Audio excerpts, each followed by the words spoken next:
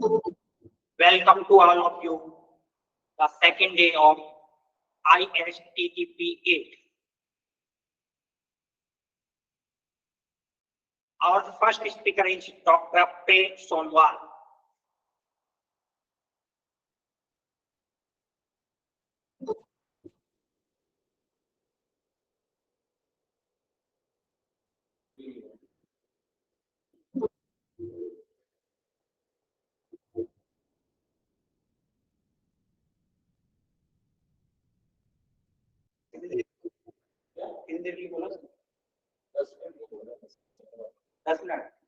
Introduction देते करो camera on. A brief introduction of Dr. Prem Sonwal. Dr. Prem Sonwal is the Assistant Professor Geography in SCRS Government College at Savai Madhopur, Rajasthan, India. He did his MSc and MPhil Department of Geography, University of Rajasthan, Jaipur. He has been awarded PhD degree on water resource management from Kota University. He has 11 years of experience in research and teaching. He is an author of 2 books and also edited 6 reference books. He has published dozens of research papers in national and international. He has presented many research papers in national and international seminars. He participated in many webinars and seminars as a resource person and also performed as a convener in national level webinars on environmental conservation, geoinformatics technology, and intellectual property rights themes.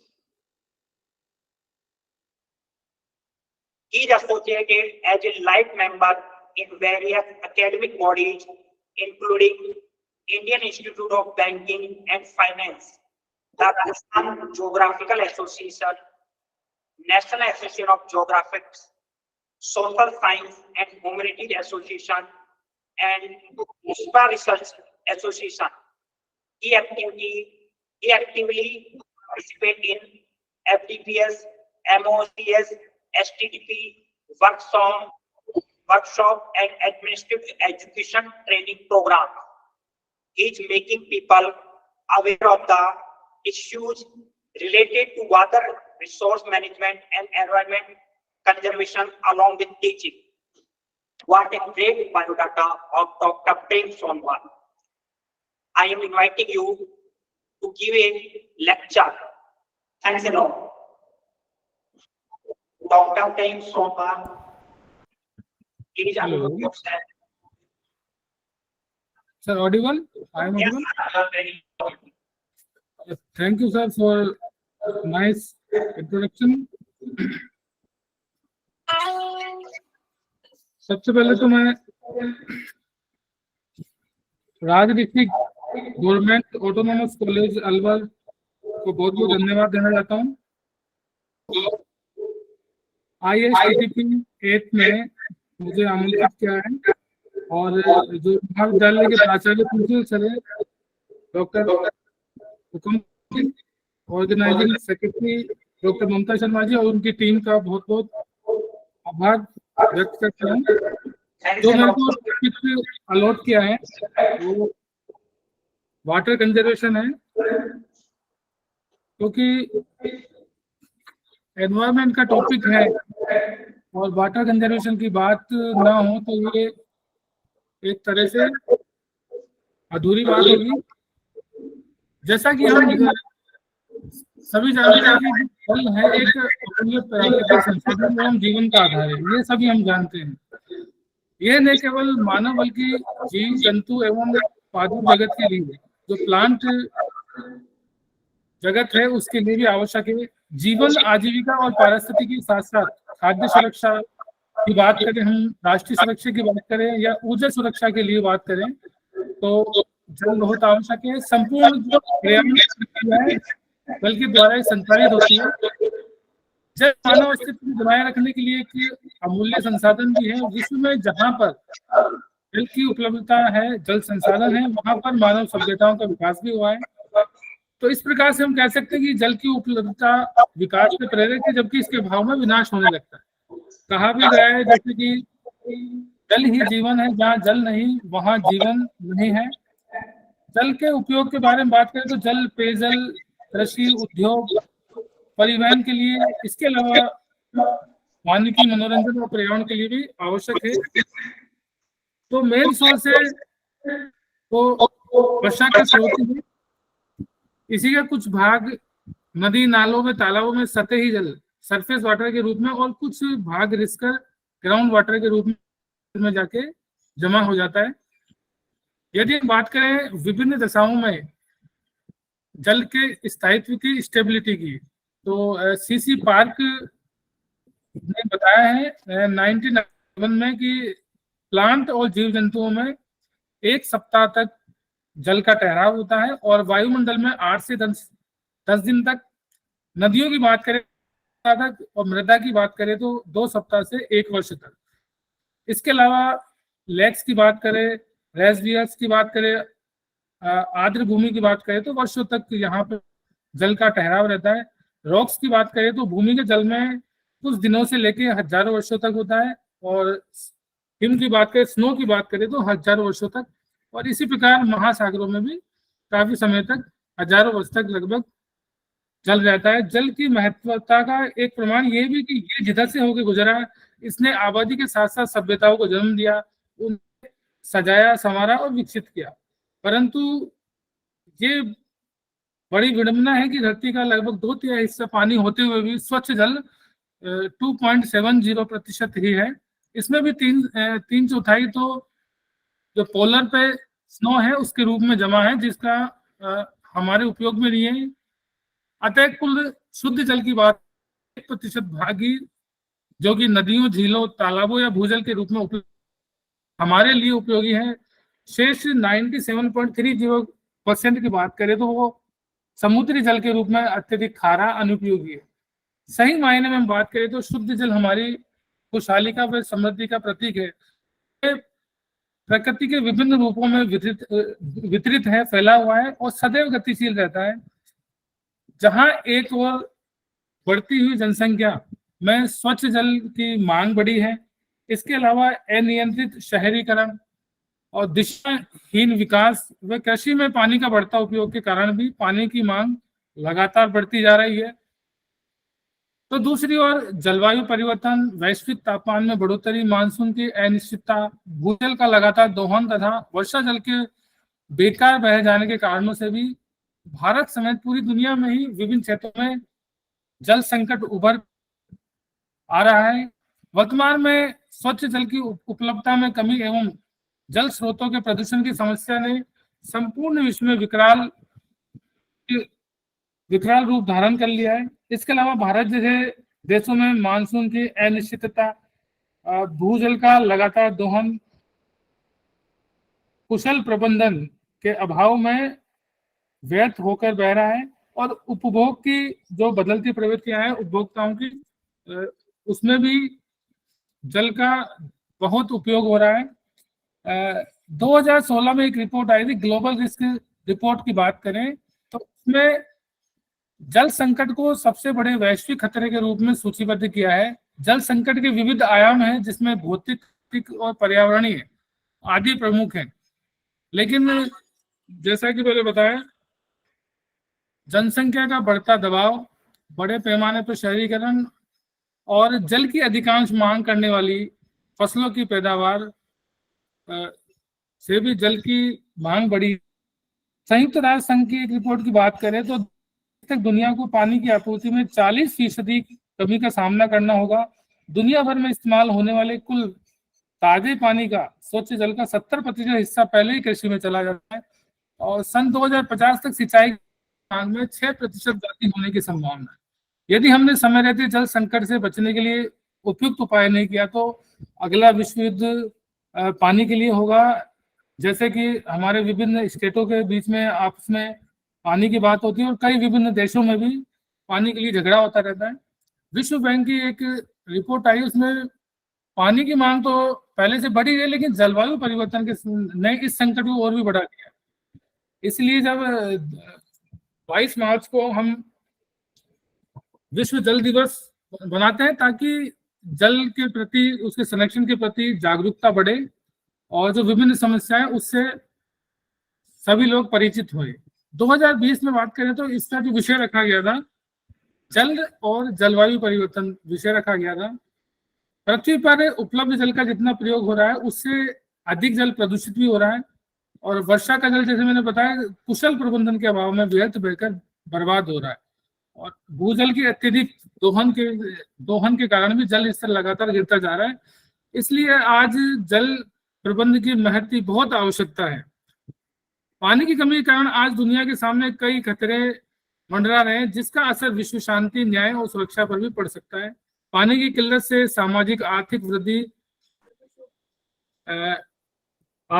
प्रभावित होती है। जल संकट एक ऐसी स्थिति जहां के किसी क्षेत्र में उपलब्ध पीने योग्य व अप्रदूषित पानी उस क्षेत्र की मांग से कम है, जो पीने योग्य पानी है, और इसके लिए जल संसाधनों का सतत प्रबंधन करना आवश्यक है, ताकि हम आने वाली पीढ़ियों के साथ भी न्याय कर पाए। एक अनुमान के अनुसार विश्व के 4 अरब लोग, यानी 2/3 जनसंख्या, हर वर्ष कम से कम 1 महीने पानी की जबरदस्त किल्लत से जूझती रहती है।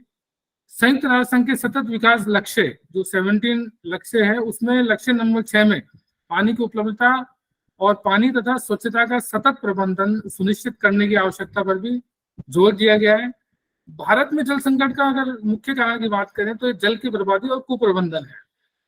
पिछले कुछ वर्षों में अनियमित मानसून और जल संकट को और भी बढ़ा दिया है। प्राचीन भारतीय भी जानते थे कि जल कितना महत्वपूर्ण है। प्राचीन धारणा थी, ब्रह्मांड 5 मूल तत्वों, क्षिति, पृथ्वी, आप है, जल, तेज है, प्रकाश, मारुत, वायु, व्योम, आकाश से मिलकर बना है। ऋग्वेद के अनुसार हम बात करें तो जीवन जल से ही निकला है। शुद्ध जल को शीतम, ठंडा, शुचि, स्वच्छता, शिवम, उपयोगी खनिजों एवं तत्वों से युक्त, स्थम, पारदर्शी, तथा विमलम, लहु, षडगुणम, अम्लता का संतुलन सामान्य सीमा से अधिक न हो के गुणों के कारण ही दिव्य जल कहा गया है। इसके अतिरिक्त जल के औषधीय गुणों का भी उल्लेख मिलता है। भारतीय सभ्यता और संस्कृति में जल को ही जीवन का आधार माना गया है। जल के अनेक गुणों के कारण इसे, जैसे पहले बताया, दिव्य जल भी कहा जाता है। ऋग्वेद में कहा गया है जल ही औषधि है, जल रोगों का शत्रु है, ये सब व्याधियों का नाश करता है। ऋग्वेद के 49वें सूक्त में एक मंत्र में कहा गया है, या आपो दिव्या उत वा सर्वंती खनित्रितिमा उत वा या स्वयंजा समुद्रात या सुचिये पावकास्ता आपो देव रही माम वंतु। अर्थात जो दिव्य जल आकाश से वृष्टि के द्वारा प्राप्त होता है, जो नदियों में सदा गमनशील है, खोद कर जो कुओं आदि से निकाले जाते हैं, और जो स्वयं स्रोतों के द्वारा प्रभावित होकर पवित्रता बिखेरते हुए समुद्र की ओर जाते हैं, वह दिव्यता युक्त पवित्र जल हमारी रक्षा करें।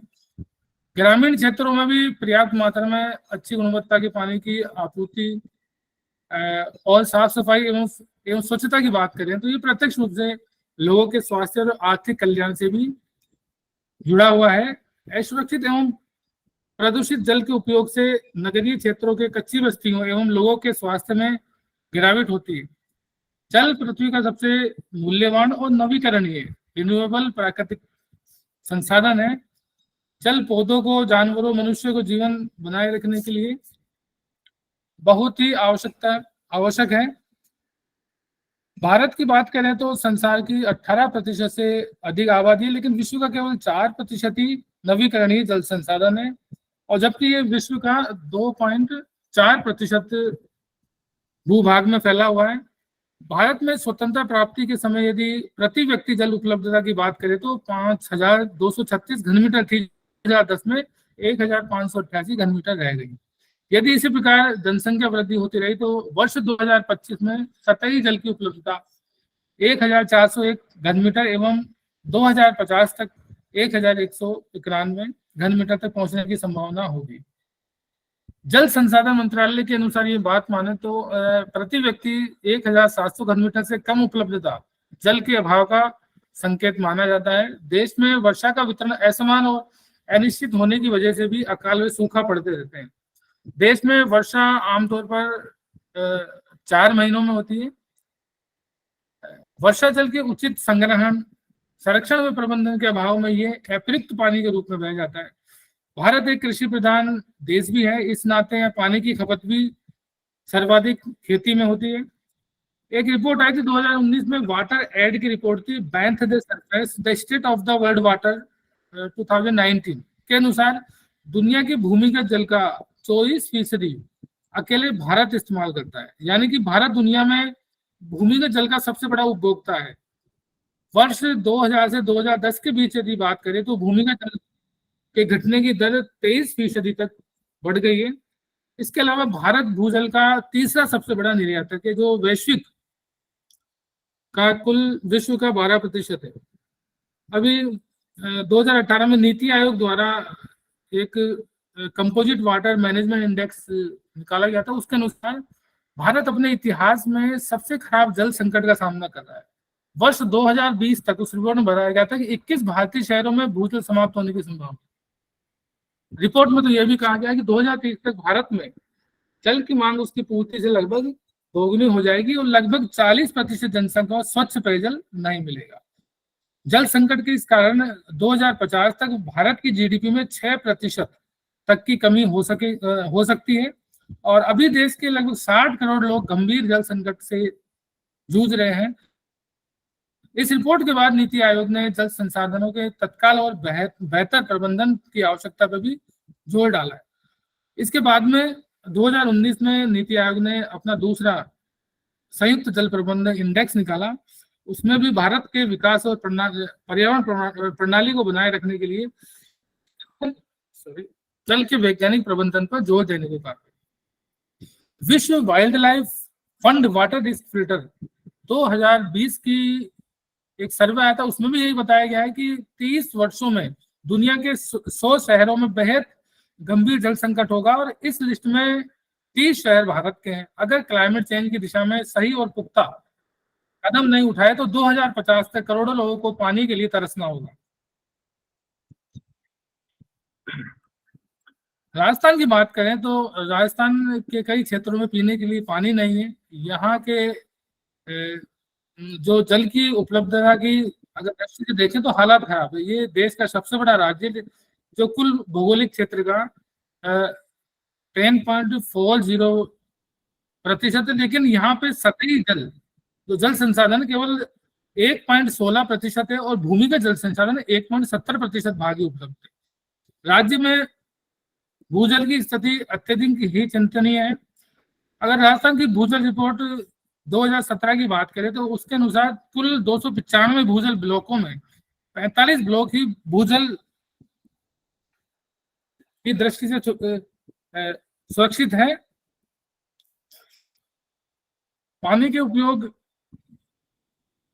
जैसा मैंने बताया कि जो इसमें एक मेन है पानी का विषैला होना, उसकी गुणवत्ता में कमी होना।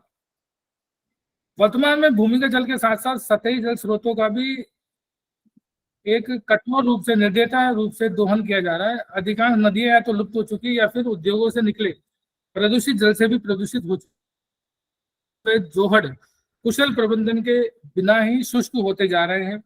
कृषि क्षेत्र में जिस प्रकार से अंधाधुंध कीटनाशक व रासायनिक उर्वरकों का प्रयोग हो रहा है, जल स्रोत भी प्रदूषित हो रहे हैं। स्वास्थ्य सुरक्षा में पेयजल की गुणवत्ता का महत्वपूर्ण योगदान होता है। यदि जल में नाइट्रेट, आर्सेनिक एवं फ्लोराइड्स आदि विषैले तत्वों की मात्रा अधिक होगी तो मनुष्य को कैंसर, फ्लोरोसिस, आर्थराइड आदि कई बीमारियां होगी।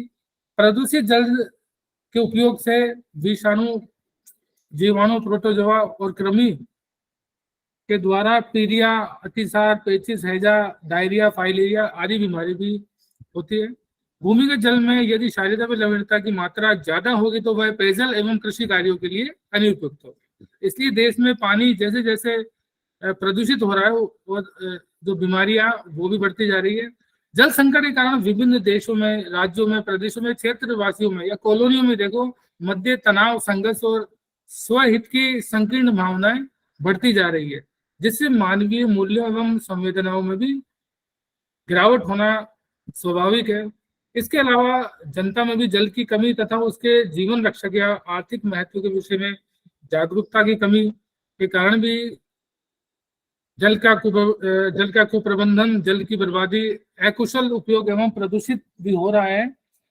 सरकार को अन्य विकास के कार्यों में कटौती करके जल प्रबंधन पर भी अतिरिक्त पैसा खर्च करना पड़ रहा है, जिससे आर्थिक विकास की प्रक्रिया पर भी प्रभाव पड़ता है। जल संकट से विद्युत उत्पादन, उद्योग, सेवा क्षेत्र सभी की विकास प्रक्रियाएं ठप हो जाती है। उपयुक्त विवेचना के हम जो बताया गया उसमें हम ये कह सकते हैं कि जल एक दुर्लभ प्राकृतिक संसाधन है। अब हम बात करते हैं कि जल का जो संरक्षण है वो कैसे किया जाए और इसके लिए हम क्या क्या कर सकते हैं। तो एक राजस्थान के एग्जाम्पल में हम ले सकते हैं, जो प्राचीन परंपरा है जल संचयन की वो बहुत कारगर है। जैसा कि बताया कि राजस्थान में देश का कुल सतही जल का मात्र 1.16% और भूजल का 1.72% ही विद्यमान है। राजस्थान के बारे में कहा गया है कि घी बह जाए तो कोई बात नहीं, पर पानी व्यर्थ में नहीं बहना चाहिए। राज्य का अधिकांश भाग रेगिस्तान है, जहां पर वर्षा बहुत कम होती है। यहाँ वर्ष भर बहने वाली नदियां भी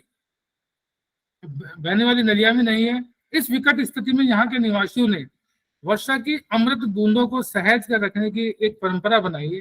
राज्य में सुनियोजित ढंग से बूंदों को संग्रह करने के लिए कुंडी, टांका, बावड़ी, बेरिया, नाडिया, तालाब, कुएं, झीलें एवं खड़ीन आदि बनाकर उनको वर्ष भर के लिए उपयोग योग्य बनाया है। राज्य में वर्षा से प्राप्त जल को हम बात करें तो 3 रूपों में बांटा गया है। इसमें मैं बताना चाहूंगा जो अनुपम मिश्र जी की किताब है, जो बहुत बेहतरीन किताब है जो जल संरक्षण के लिए। इसमें आज भी खड़े हैं तालाब और राजस्थान की रजत बूंदे। अनुपम मिश्र जी भारत में जल संरक्षण के लिए आधुनिक पौधा है, लेकिन बड़े दुख की बात है कि आज हमारे बीच में वो नहीं है। लेकिन पानी और तालाब को सहेजने की उनकी जो पुकार है आज भी हर भारतीय के जनमानस में गूंज रही है। जैसे मैंने बताया कि उनकी जो कालजयी पुस्तकें आज भी खड़े हैं तालाब और राजस्थान के रजत बूंदे, उनमें से ये कुछ पॉइंट लिए गए जो राजस्थान के जल संचयन की परंपरा है। इनके बारे में मैं थोड़ा बहुत बताना चाहता हूँ कि गांधीवादी हैं ये अनुपम जी, और गांधी शांति प्रतिष्ठान नई दिल्ली से जुड़े हुए हैं और जीवन पर्यंत जल संरक्षण, जल प्रबंधन और परंपरागत रेन वाटर हार्वेस्टिंग तकनीकों का संदेश देते रहे, समाज में फैलाते रहे। अपने संपूर्ण जीवन काल में वे भारत के गांवों में जाकर जल संरक्षण से जुड़े परंपरागत ज्ञान और तकनीकों का महत्व लोगों को समझाते रहे। और इनके साथ जो पर्यावरण चंडी प्रसाद भट्ट भी इनके साथ थे और उन्होंने मिलके काफी काम किया है। तो इनकी जो पुस्तक है आज भी खड़े हैं तालाब, उनमें जो इन्होंने जल संरक्षण के बारे में जो बताया है राजस्थान में, जैसा मैं पहले बात कर रहा था, राज्य में वर्षा से प्राप्त जल को 3 रूपों में बांटा गया। इनकी पुस्तक से लिया गया है। वर्षा से सीधे धरातल पर बहते जल के रूप को, जो धरातल में बह रहा है उसको पालर जल कहा जाता है। भूजल के रूप में जो जल है उसको पाताली जल, और इन दोनों के बीच में जो जल है उसको रेजानी जल कहा गया है। राजस्थान में जल संचयन की परंपरा विधियां उच्च स्तर की है। इनके विकास में राज्य की धार्मिक एवं सांस्कृतिक मान्यताओं का भी मुख्य योगदान है। यहाँ प्रकृति एवं संस्कृति परस्पर एक दूसरे से समायोजित रही है। राजस्थान में स्थापत्य कला के प्रेमी राजा महाराजा हुए, सेठ साहूकार भी हुए। इन्होंने अपनी पूर्वजों की स्मृति को चिर स्थायी बनाने के उद्देश्य से यहाँ कई प्रकार की कलात्मक बावड़ियां बनाई है, तालाब, झालरों एवं कुंडों का निर्माण कराया है। जल संचयन की पारंपरिक संरचनाओं द्वारा कृषि, उद्योग, पशुधन में उपयोग एवं पेयजल की समस्या से निपटने के लिए दीर्घकालीन रणनीति का निर्माण भी किया है। राज्य में सराय, धर्मशाला, शिक्षण संस्था एवं जल स्रोत का निर्माण पुण्य का कार्य भी माना जाता है। राजस्थान में पारंपरिक जल संचयन संरचना की बात करें तो राज्य के रेगिस्तानी इलाकों में कुंडी, कुंड एवं टांका के द्वारा वर्षा के पानी को रोककर उसका संग्रह किया जाता है, जिसका मुख्य उपयोग पेयजल के लिए करते हैं। टांका के लघु रूप को कुंडी कहते हैं। संपूर्ण मरुभूमि में भूजल लवणीय होने के कारण वर्षा जल का संग्रह इन कुंडों पर किया जाता है। बहता पानी निर्मला की कहावत इन कुंडों के माध्यम से सार्थक होती है। कुंडी सब जगह होती है, पहाड़ पर, किलों पर, मंदिरों में, घर के आंगन में, छत में, गांव में, रेत में, खेत में, और सब समय बनती रही है। जिस आंगन में कुंडों में टांकों के लिए वर्षा का पानी जमा किया जाता है वह आगोर या पायतन कहा जाता है, जिसका अर्थ है बटोरना, इकट्ठा करना। खाली होने पर इन्हें नालियों एवं तालाबों से भर दिया जाता है। खडीन जल संचयन की पारंपरिक विधियों में बहुउपयोगी व्यवस्था है। ये परंपरागत तकनीकी ज्ञान पर आधारित होती है। इसका विकास 15वीं सदी से में जैसलमेर के पालीवाल ब्राह्मणों द्वारा किया गया। इसके निर्माण हेतु राजा अपनी जमीन देता था, जिसके बदले उपज का 1/4 हिस्सा राजा को वापस मिलता था। खडीन मिट्टी का बंधा हुआ बांधनुमा अस्थायी तालाब होता है जो किसी ढाल वाली भूमि के नीचे निर्मित करते हैं। इसके दो तरफ मिट्टी की पाल उठाकर तीसरी ओर पत्थर की मजबूत चादर लगाई जाती है। खडीन की ये पाल धोरा कहलाती है। खडीन द्वारा शुष्क प्रदेशों में बिना अधिक परिश्रम के फसल भी ली जा सकती है, क्योंकि इनमें तो अधिक निराई गुड़ाई की आवश्यकता होती है और न ही रासायनिक उर्वरक में कीटनाशकों की। वर्षा जल को संचित करने के लिए तालाब प्रमुख स्रोत रहे हैं। तालाबों की तलहटी के समीप कुआं बनाया जाता है, जिन्हें बेरी कहते हैं। जल का आवक क्षेत्र विशाल हो तथा रोक लेने की जगह भी अधिक मिल जाए तो ऐसी संरचना को तालाब कहते हैं। तालाब नाड़ी की अपेक्षा और अधिक क्षेत्र में फैला हुआ रहता है तथा कम गहराई वाला होता है। तालाब की पाल को नुकसान पहुंचाए बिना जो अतिरिक्त पानी है तो जल की उस निकासी के लिए नेस्टा बनाई जाती है। थार के रेगिस्तान में बसे हजारों गांवों के नाम ही तालाब के आधार पर मिलते हैं। गांवों के नाम के साथ सर जुड़ा हुआ है, जैसे जोधपुर का रानीसर, पद्मसर तालाब। तालाब से छोटे रूप की बात करें तो छोटे रूप को नाड़ी कहते हैं, जिसमें वर्षा जल संचित होता है। इसका जल संग्रहण क्षेत्र 10 से 100 हेक्टेयर तक होता है और गहराई भी 3 से 12 मीटर तक होती है। ये मिट्टी से बनी होती है। राजस्थान में अगर बात करें तो सबसे सर्वप्रथम जो पक्की नाड़ी का निर्माण का विवरण मिलता है जो 1520 में मिलता है, जब राव जोधा जी ने जोधपुर के निकट एक नाड़ी बनाई थी। जैसलमेर में पालीवालों के ऐतिहासिक 84 गांव में 700 से अधिक नाड़ियां और उनके चिन्ह आज भी देखे जा सकते हैं।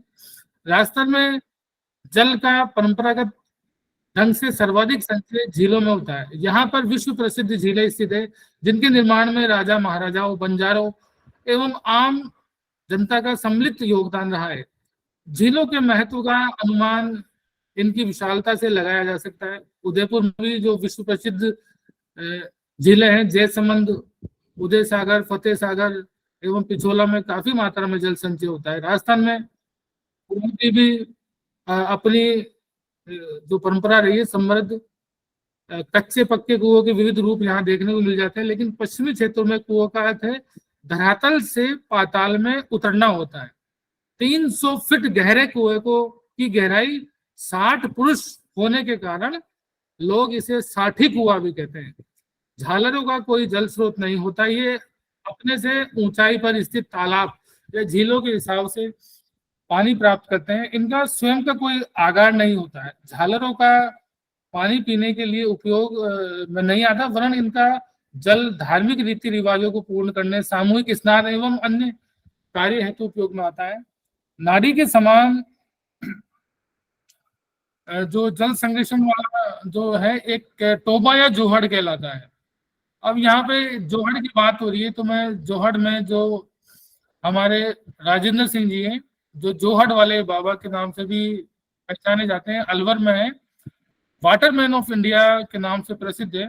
और इनके जीवन का उद्देश्य ही जल संरक्षण और पर्यावरण सुरक्षा से जुड़े करने का काम करना रहा है। और इन्हीं उद्देश्यों को इन्होंने जो अंजाम देने के लिए 1975 में एक संस्था बनाई थी, तरुण भारत संघ। इस संस्था के जरिए उन्होंने जो सुस्त नौकरशाही और खनन लॉबी से संघर्ष करके अलवर जिले में पानी को सहेजने के लिए जोहड़ तकनीक को बढ़ावा दिया। इसके फलस्वरूप आसपास के लगभग 1000 गांवों तक पानी पहुंच सका। राजस्थान की जो 5 नदियां हैं, अरवरी, रूपारेल, सारसा, भगनी और जहाजवाली को इन्होंने नया जीवन मिला है। जल संरक्षण और जल प्रबंधन में उनके अहम योगदान के लिए वर्ष 2001 में राजेंद्र सिंह जी को रेमन मैक्स से अवार्ड से भी सम्मानित किया जा चुका है और 2015 में उन्हें स्टॉकहोम वाटर प्राइज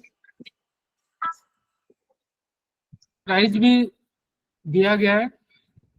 इस पुरस्कार को जल संरक्षण के लिए एक तरह से नोबल पुरस्कार का दर्जा मिला है। तो इस प्रकार से हम देखें तो जोहड़ के से इन्होंने काफी काम किया है। जोहड़ के अगर आगे नाड़ी से अधिक गहरा होता है, सघन संरचना वाली भूमि जिसमें पानी रिसाव कम होता है, टोबा निर्माण हेतु उपयुक्त स्थान माना जाता है। इसका ढलान नीचे की ओर होना चाहिए। इसके जल को उपयोग मानव एवं जानवरों के द्वारा किया जाता है, मवेशियों के द्वारा किया जाता है। राजस्थान में कुओं व सरोवर की तरह ही वापी या बावड़ी निर्माण की परंपरा भी अति प्राचीन है। यहाँ पर हड़प्पा युग की संस्कृति में बावड़ियां बनाई जाती थी। बावड़ियों और सरोवर प्राचीन काल से ही पीने के पानी और सिंचाई के महत्वपूर्ण जल स्रोत रहे हैं। बावड़ी का जल लवणीय नहीं होता क्योंकि इसका निर्माण बड़े ही वैज्ञानिक तरीके से किया जाता है। जयपुर, दिल्ली, जयपुर, आगरा व अजमेर के तत्कालीन राजमार्गों पर भी कई बावड़ियों का निर्माण मुगल शासकों द्वारा भी किया गया है। आज के प्रदूषण के युग में प्राचीन बावड़ियों की दशा अच्छी नहीं है। यदि समय रहते इनका जीर्णोद्धार किया जाए तो ये बावड़ियां भी जल संकट के लिए एक बेहतरीन समाधान बन सकती है। इसके अलावा एक संरचना है कुई पश्चिमी राजस्थान के लोगों को के जल संचयन के कौशल का एक बेहतरीन उदाहरण है। मरुभूमि में कहीं कहीं रेत की सतह के नीचे खड़िया पत्थर की पट्टी चलती है। यह पट्टी वर्षा के जल को गहरे खारे भूजल तक जाकर मिलने से रोकती है और यही दशा कुई को बनाने के लिए आदर्श होती है। इस हिस्से में वर्षा बूंद बूंद रेत में समाकर नमी में बदलती है और यहाँ पर कुई बनाने पर उसकी खाली जगह चारों तरफ रेत में समाई नमी को फिर से बूंदों में बदलती है। बूंद बूंद रिसती है और कुई में पानी जमा हो सकता है। खारे पानी के सागर में अमृत जैसा मीठा पानी। जल संसाधनों के अधिकतम संभव प्रयोग स्थानीय ज्ञान एक आपात व्यवस्था है डाइकेरियाम में भी झलकती है। जिन्हें खेतों में खरीफ की फसल लेनी होती है, वहां बरसाती पानी को घेरे रखने के लिए खेत की मेड़े ऊंची कर दी जाती है। यह पानी जमीन में समा जाता है। फसल काटने के बाद खेत के बीच में छिछला कुआं खोद देते हैं। तो इस प्रकार हम देखें तो राजस्थान में जल संचयन की पारंपरिक संरचना उस क्षेत्र की पारिस्थितिकी और संस्कृति की देन है जो स्थानीय आवश्यकताओं को भी पर्यावरण से तालमेल रखते हुए पूरा करती है। यह संरचना सूखे एवं अकाल के लंबे दौर में भी समुदायों को जीवन दान देती है, लेकिन वर्तमान में इन जल संरचनाओं का रखरखाव और मरम्मत नहीं होने के कारण उनका एक तरह से तिरस्कार हो रहा है एवं बाजार सिद्धांत पर आधारित जल दोहन हो रहा है। राजस्थान में पारंपरिक जल संरचनाओं का संरक्षण कर जल की कमी को दूर करना एवं ग्रामीण व शहरी क्षेत्रों को जल स्वावलंबन बनाने के लिए विभिन्न प्रकार की योजनाएं चलाई गई हैं। अब हम एक महत्वपूर्ण संरचना की बात करेंगे,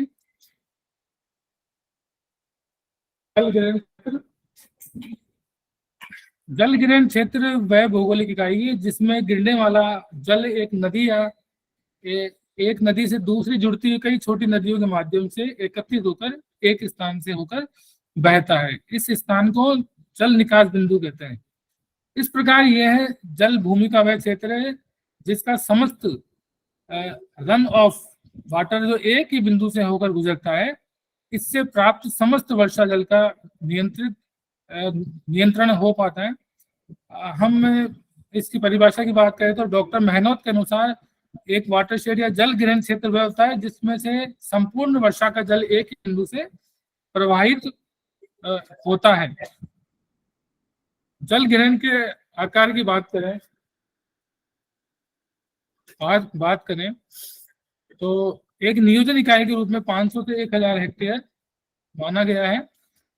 और सन 1994 में प्रोफेसर हनुमंत राव समिति की सिफारिश में भी एक आदर्श जल ग्रहण का आकार जो 500 हेक्टेयर बताया गया था, जिसका अनुसरण आज भी किया जा रहा है। इस प्रकार जल ग्रहण क्षेत्र एक ऐसी भौगोलिक इकाई के रूप में परिभाषित है जिसमें विभिन्न भौगोलिक, आर्थिक, सामाजिक क्रियाकलापों द्वारा स्थायी विकास का आधार तैयार किया जाता है। साथ ही संसाधन विकास एवं प्रबंधन की संकल्पना भी सिद्ध होती है। इसमें जो जल ग्रहण विकास के जो उद्देश्य की बात करें तो जल ग्रहण क्षेत्र में पाए जाने वाले प्राकृतिक संसाधनों में जैसे भूमि, पानी एवं वनस्पति का समन्वित रूप से उपयोग, संरक्षण और विकास होता है। विभिन्न प्रकार के छोटे व मध्यम आकार के जल संग्रहण ढांचों एवं अन्य जल संरक्षण विधियों द्वारा वर्षा जल को संचित कर उसका समुचित उपयोग करना, पानी के बहाव की प्रबंधन व्यवस्था पर भूमि कटाव रोकना, वे गांव में सतही जल के साथ साथ भूजल स्तर में भी बढ़ोतरी करना। जल ग्रहण क्षेत्र के गरीब, पिछड़े हुए, संसाधनहीन व्यक्तियों की आय के सतत स्रोत सृजित करना, सामाजिक एवं आर्थिक दशा को सुधारना, अकृषि योग्य भूमि में चारागाह विकास एवं पौधरोपण कर मानव एवं पशुधन की बढ़ती हुई जरूरत की पूर्ति हेतु चारा, जलाऊ लकड़ी व अन्य जैविक पदार्थों की आपूर्ति सुनिश्चित करना भी जल ग्रहण क्षेत्रों का कार्य है। इसके अलावा पर्यावरण संतुलन बनाए रखना, और इसमें विभिन्न प्रकार की विकास की गतिविधियां होती हैं। कृषि भूमि पर पानी के बहाव को रोकने के लिए मेड़बंदी और उसकी वानस्पतिक सुदृढ़ीकरण एवं पानी एकत्रित करने हेतु खेत, तलाई, खड़ीन एवं टांकों का निर्माण करना। जो वहां के नाले हैं उसमें सूखे पत्थरों के चेक डैम बनाना, गेबियन स्ट्रक्चर बनाना, वानस्पतिक अवरोधक द्वारा निर्माण कर पानी के वेग को नियंत्रित करना और भूमि के कटाव को रोकना, जल संरक्षण कर भूमि के जल स्तर को बढ़ाना, चारा, लकड़ी, ईंधन हेतु नर्सरी तैयार करना, चारागाह विकास और वानिकी का विकास करना। इसके अलावा जीविकोपार्जन हेतु अन्य गतिविधियों के अंतर्गत जल ग्रहण क्षेत्र के भूमिहीन, श्रमिक, लघु और सीमांत कृषकों की आर्थिक स्थिति सुधारने हेतु भी उन्हें स्वयं सहायक समूह में संगठित कर आय सृजन की अन्य गतिविधियों जैसे डेयरी, मुर्गी पालन, बकरी पालन, कुटीर उद्योग, मधुपालन आदि द्वारा उनका आर्थिक विकास करना और उनको रोजगार देना है। इसमें एक कंसेप्ट आता है 4 वाटर कंसेप्ट। इसमें जो 4 वाटर है, इसमें पहला है वर्षा जल, दूसरा मृदा नमी का भूमि जल तक, और तीसरा है भूजल, और चौथा है सरफेस वाटर, सतही जल। ये 4 वाटर कंसेप्ट है। यह है 4 प्रकार के जल के अनुसार जल ग्रहण विकास के तकनीकी पहलुओं को सिंचाई, कृषि, भू संरक्षण, भूजल एवं भू अभियांत्रिकी विभाग से संबंधित होता है, और इन सबको एकत्रित करके ये 4 वाटर कंसेप्ट को इजाद किया है। इस तकनीक में पानी फैलाव पर जोर देते हुए सरलता से भूजल पुनर्भरण, जल ग्रहण क्षेत्र के ऊपरी क्षेत्र में छोटे पर्कुलेशन टैंक बनाना, और इस प्रकार से जल ग्रहण क्षेत्रों का को उपचारित इनको किया जाता है। और अब हम बात करते हैं जल की गुणवत्ता की बात करें तो स्वच्छ जल और शुद्ध जल का होना बहुत जरूरी है। विश्व में जल प्रदूषण से पर्यावरण, मानव एवं मनुष्य के स्वास्थ्य को भी गंभीर खतरा है। आधुनिक प्रदूषण विकास का ही एक परिणाम है। हमारी जो प्रारंभ की जो भी सभ्यताएं न सिर्फ नदी के किनारे विकसित हुई है, बल्कि उसी की तरह फली फूली है। औद्योगिकरण तथा बढ़ती हुई जनसंख्या और कृषि में बढ़ता उर्वरकों के प्रयोग से जल संसाधन प्रदूषित प्रदूषण बढ़ा है और संक्रमित हुआ है, क्योंकि इसमें गंदा पानी बहकर कृषि रसायन, औद्योगिक जो रसायन है वो बह जाते हैं और एक तरह से नदियों को दूषित करते हैं। इसमें भारत भी अछूता नहीं है, तो यहाँ पे भी जो की बहुत विकराल समस्या है, और यदि हम समय से नहीं जागे तो पानी का संकट बढ़ता जाएगा और जो स्वच्छ जल है उसकी उपलब्धता में कमी होती जाएगी। अब हम बात करते हैं जल प्रदूषण के जो विभिन्न सोर्स हैं उनकी बात करें तो इसमें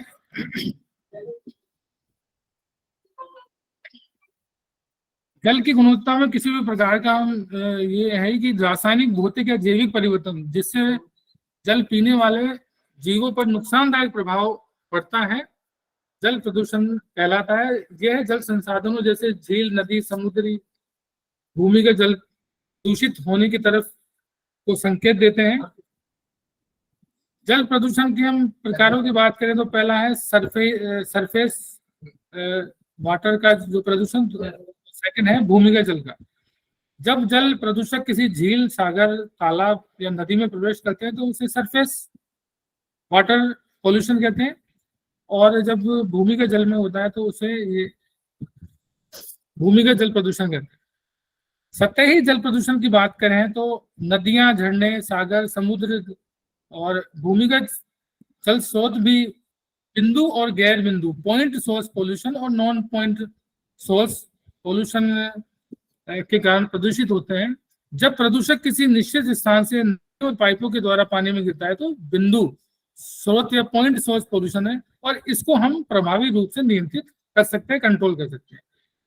निश्चित स्थान पर factory, power plant, sewerage treatment plant हो सकते हैं। इसके विपरीत नॉन पॉइंट सोर्स, जिसमें हमको पता नहीं लगता है कि पोल्यूशन का सोर्स कहाँ से है, उसको कंट्रोल करना थोड़ा मुश्किल है लेकिन असंभव नहीं है। जैसे खेतों में, चरागाहों में, निर्माण स्थलों,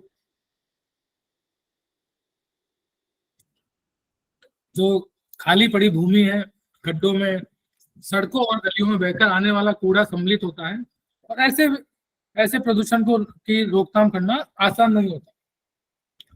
एक है सीमा पार प्रदूषण, ट्रांस बाउंड्री पोल्यूशन। इसमें भी एक देश से दूसरे देश में पानी में जो फैलने वाले जो दूषित पानी का परिणाम होता है, इसमें एक जो तेल रिसाव एक मुख्य जो कारण है। और लेकिन अब जो जल प्रदूषण होता है वो मुख्य रूप से मानवीय स्रोत से ज्यादा हो रहा है, जैसे गंदे पानी का प्रदूषण, जैसे घरों से निकला हुआ जानवरों के अपशिष्ट है, और इसके अलावा जो वाहित जो गंदा मल है, जो सीवरेज, शौचालय से निकला हुआ है, वाणिज्यिक, औद्योगिक और कृषि की गतिविधियों से निकला हुआ है। औद्योगिक वाला ये कृषि में कृषि कचरा, खाद्य उर्वरक, रासायनिक औषधियों, जानवरों कचरा, और इसके अलावा सामाजिक स्रोत भी मान सकते हैं, जहाँ पे एक कोई प्रोग्राम हो रहा है और वहां पे अगर उसका सही तरीके से जो जल का जो उपयोग किया है और उसका सही तरीके से ट्रीटमेंट नहीं किया है तो वो भी एक मुख्य कारण है कि इसमें जल प्रदूषित होने का मुख्य कारण है। अब हम जो राज्य में मुख्य रूप से जो योजनाएं चल रही हैं उनकी हम बात कर लें कि जो सरकार की तरफ से कई योजनाएं तो चल रही है, लेकिन जब ये वो योजना तभी सफल होगी जब हम मिलके, आम नागरिक मिलके उनका साथ दें। अटल भूजल योजना जो चल रही है वो भूजल के प्रबंधन के लिए, इसमें जैसा पता है कि भारत की 85% ग्रामीण और 50% शहरी आबादी पानी की जरूरत को पूरा करने के लिए भूजल का ही उपयोग किया जाता है। तो 65% भूजल का उपयोग सिंचाई के लिए किया जाता है, और साथ ही औद्योगिक क्षेत्र की पानी की जरूरत को भी भूजल से ही पूरा किया जाता है। इसके अलावा जो इसमें राजस्थान में पूर्वी राजस्थानी नहर परियोजना है, ये एक महत्वाकांक्षी योजना है।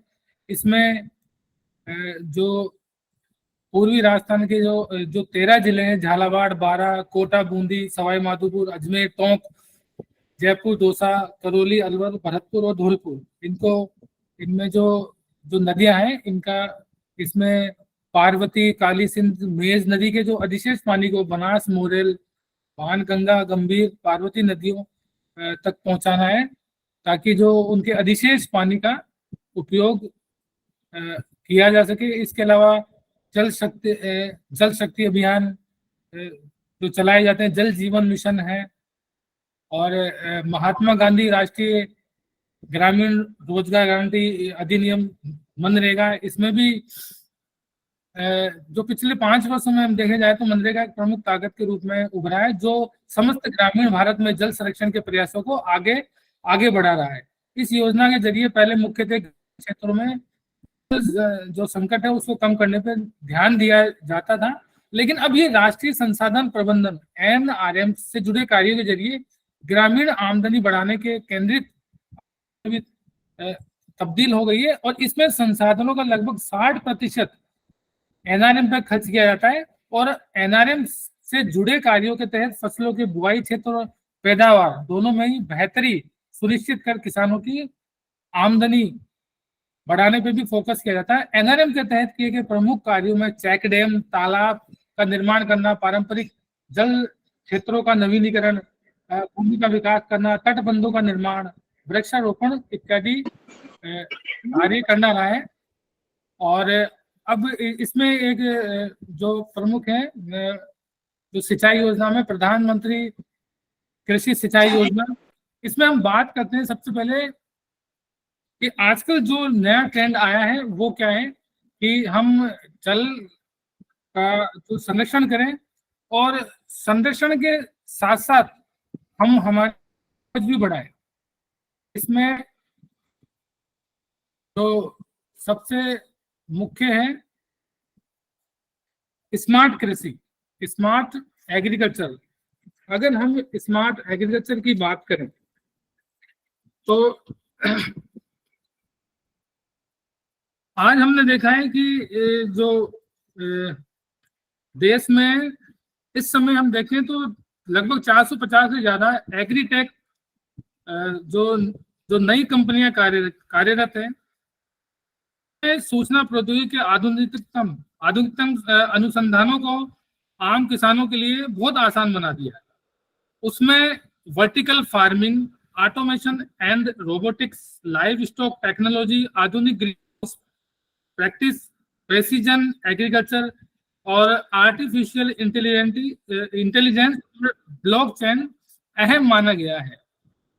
हम बात करें ब्लॉक, इसकी डेफिनेशन के अनुसार हम देखें तो एक तरह से ये लेजर बुक है, जैसे फिजिकल लेजर बुक होती है वैसे ऑनलाइन लेजर बुक, तो इसमें सारा डेटा सुरक्षित होता है।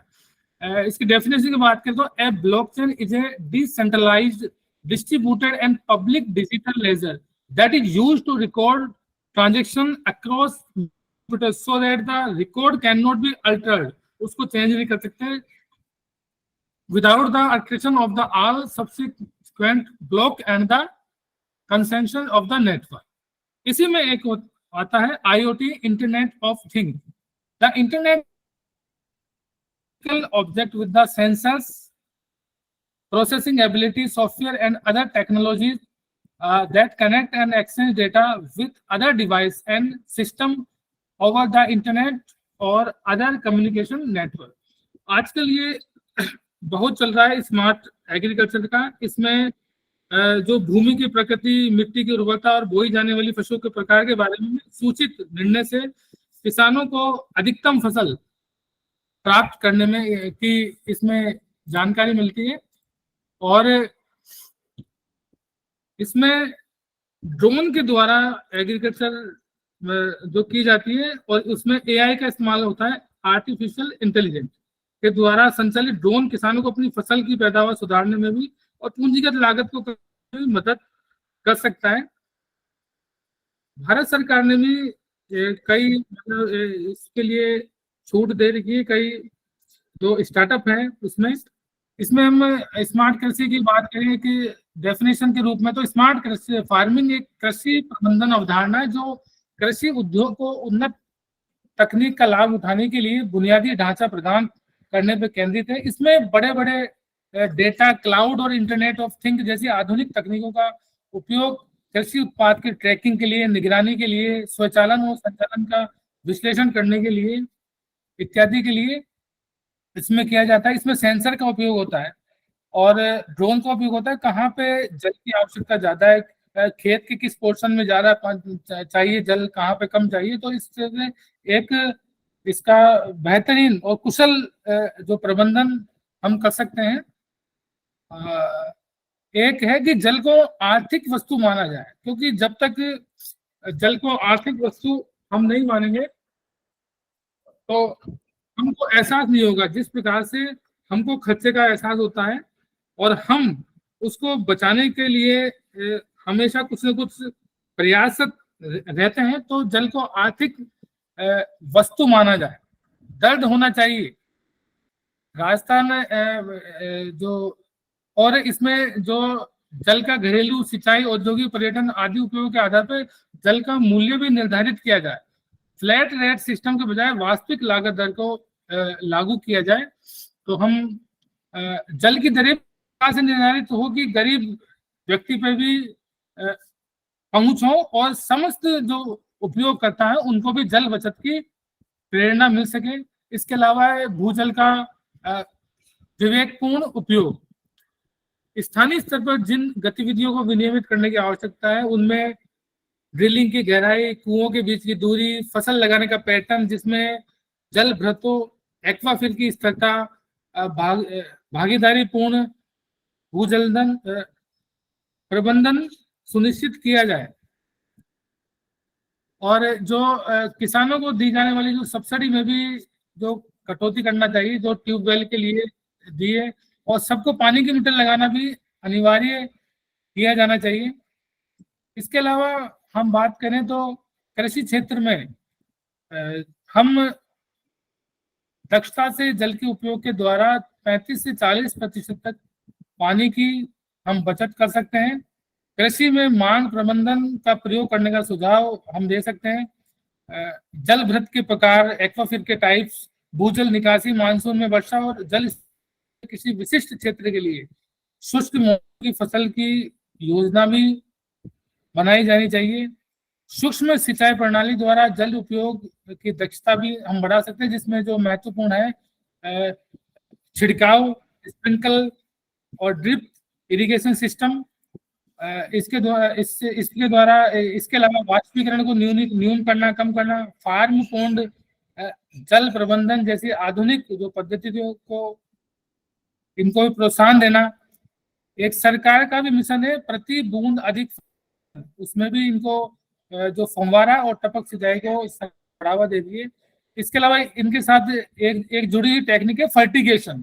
फर्टिगेशन में उर्वरक के साथ साथ सिंचाई की तकनीक का इस्तेमाल किया जाता है। तो जो पानी हम जो पाइप लगाते हैं सिंचाई के लिए, उसी में हम फर्टिलाइजर मिक्स कर देते हैं, तो वो भी निश्चित मात्रा में फसल को प्राप्त हो जाता है।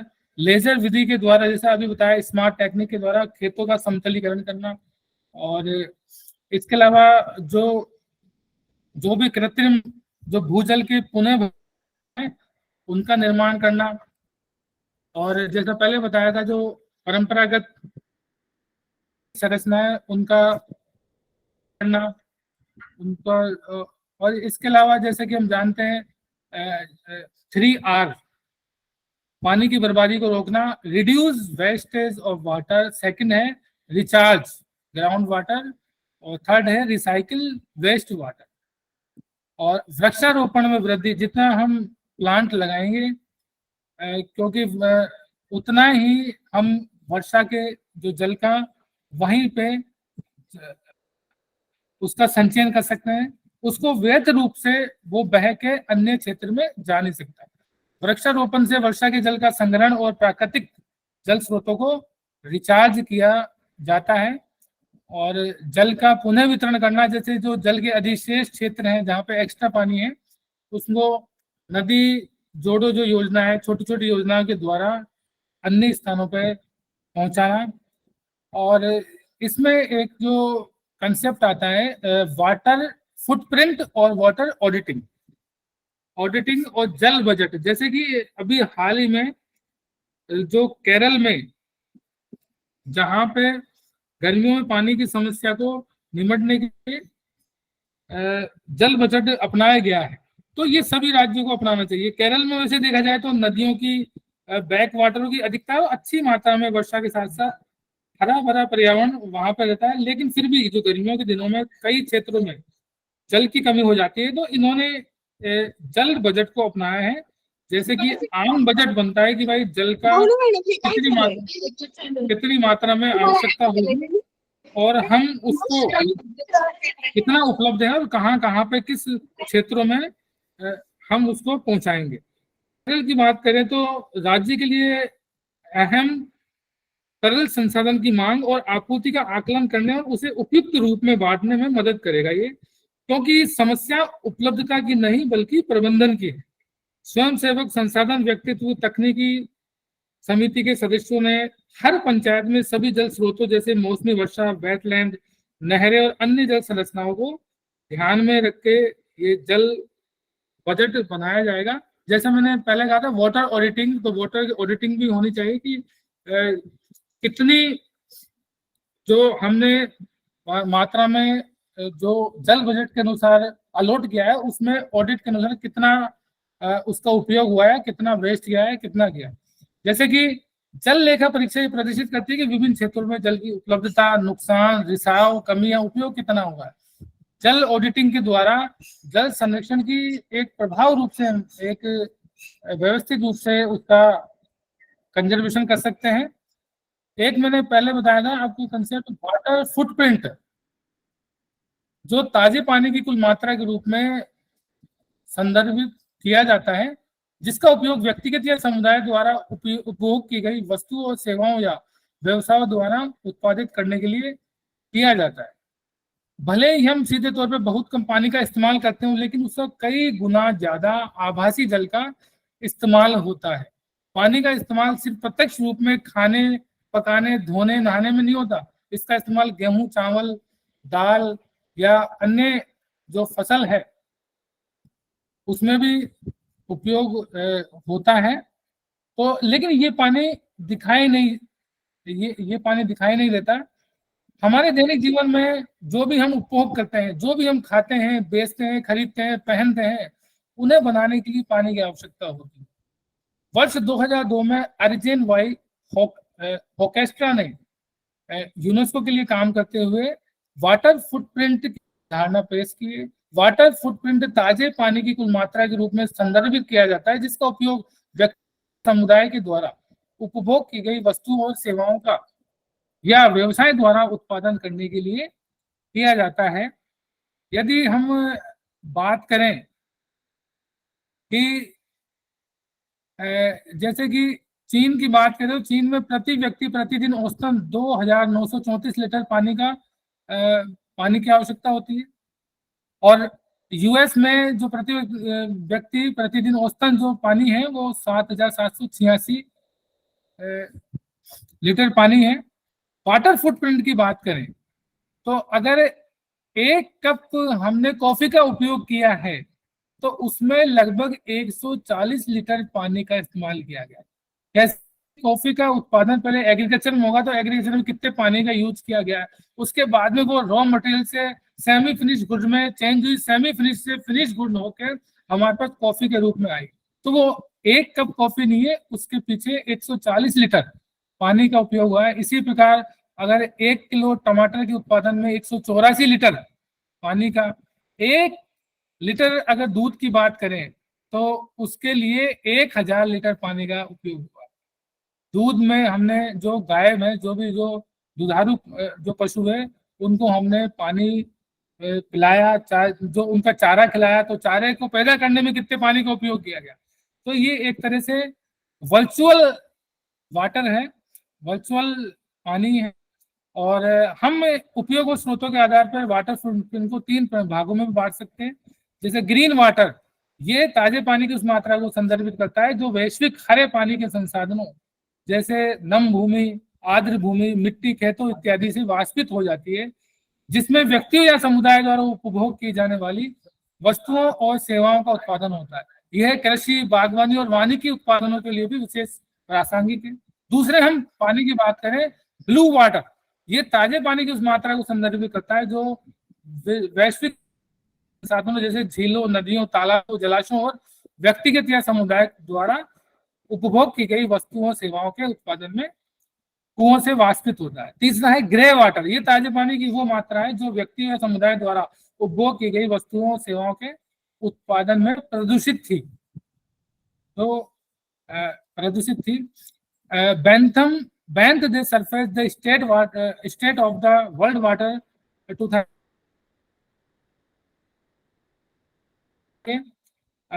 उसने बताया कि दुनिया में लगभग 4 बिलियन लोग भौतिक रूप से पानी से भरे इलाकों में रहते हैं और वैश्विक स्तर पर 4 अरब के करीब लोग पानी की कमी वाले क्षेत्रों में रहते हैं, जहां वर्ष के कम से कम हिस्से के लिए मांग आपूर्ति से अधिक रहती है, और ये संख्या 2050 तक 5 अरब तक जाने की उम्मीद है।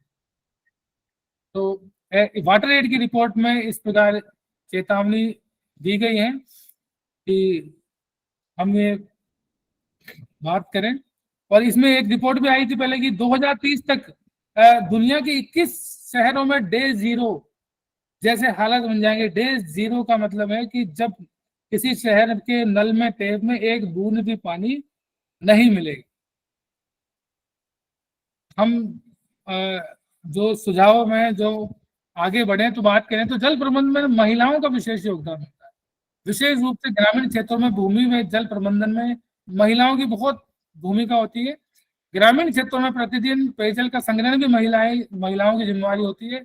जल संरक्षण तकनीकों में उनका ज्ञान, स्थावरण का इस्तेमाल कर हम उनको जागरूक कर जल संरक्षण का कार्य कर सकते हैं।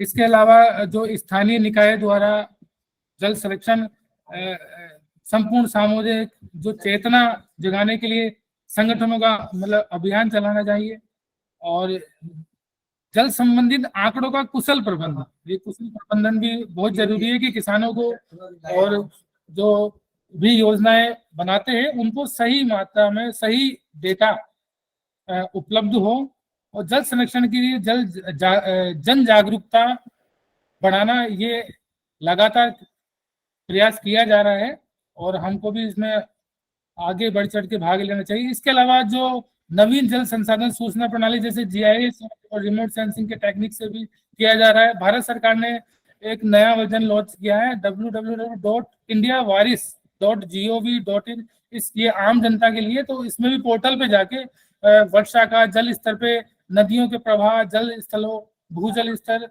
इनका हम जानकारी ऑनलाइन प्राप्त कर सकते हैं। तो इस प्रकार से मोटे मोटे रूप से मैंने थोड़े थोड़े एक जल संरक्षण के प्रति जो ये सब बातें आपने सब लोगों ने पढ़ी सुनी, तो मैंने भी एक तरह से रिपीटेशन ही किया कि जो बेहद संकट है, और जैसे कि गर्मियां आने वाली हैं तो हमको भी मतलब कुछ न कुछ उपाय करते रहना चाहिए ताकि हम भी जल का संरक्षण कर सके। Thank you very.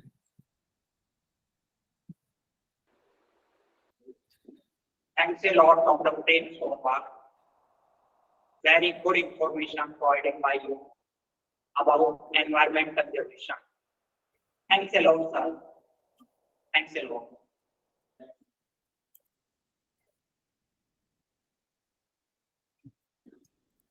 Our next speaker is Dr. K. Sai Leela. A brief introduction of Dr. K. Sai Leela. She is Assistant Professor, Department of Education and Coordinator, Women Self-Defense Training Center, Annamalai University. She has 17 years of teaching experience and got many awards. First, Best Young Woman Searcher Award 2019. Second, Velu Netitya Santhanai Panel with 2019 award. The third award is Dr. Radhakrishnan Award. The fourth award is National Eminent Education Award 2020. The fifth award is Best Woman Researcher Award. Next award is Best Researcher Award 2020.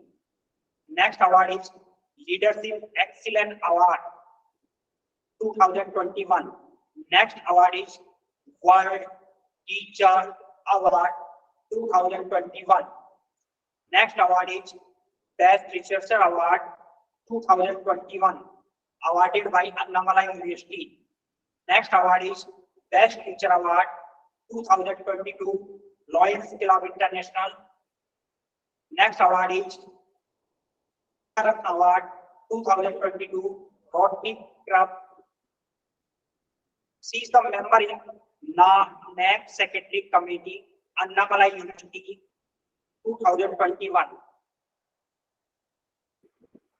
She have many projects.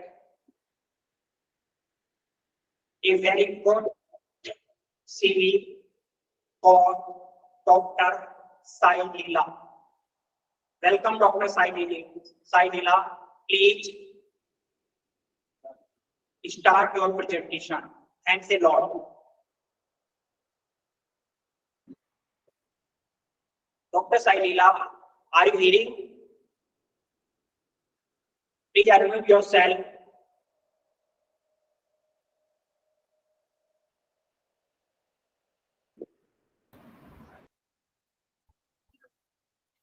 Thank you. Thank you, sir, for your nice introduction. Yes, ma'am. Please do Yes, start. sir. Yes, sir. I'm here. Yes, ma'am. Yes. Thank you.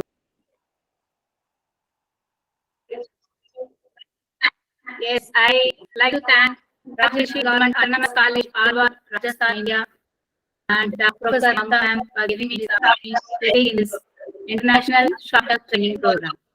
Thank you for all the organizers for giving me the opportunity. Today, my session will be concentrating on air pollution. Let me share my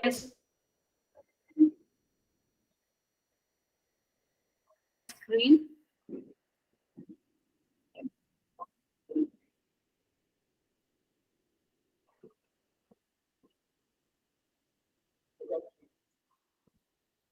You want to show forward?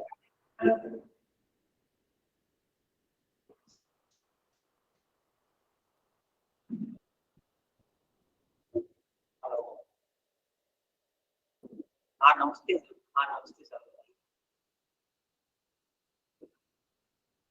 अब मैंने बोल को दिया था उसको दोबारा बोलता हूँ, कह रहा मैं आ रहा हूँ, बोलता हो गया। अभी मैंने कल भी किया और अभी सुबह पहले भी कर दिया। हाँ वो कह रहा है कि मैं आ रहा हूँ अभी। हाँ मैं हाँ मैं ये मैंने कल डाल दिया था प्लान के बारे में, लेकिन उसने मेरे को भेजा नहीं। और आज मैं सुबह भी उसको रिमाइंड करा दिया था, सुबह भी उसको नहीं उसने नहीं डाला सर। मैंने उसको कल भी बोला था, आज सुबह भी बोला।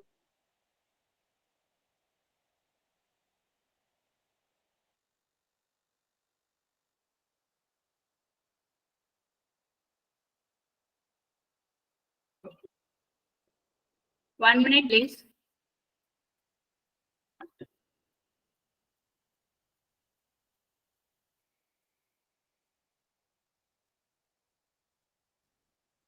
Someone is presenting.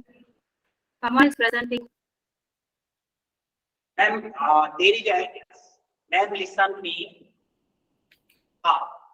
There is arrow on the bottom of the screen. There is a vertical arrow on the bottom of your screen. You are watching, ma'am, that arrow. Dr. Sai Leela, are you me.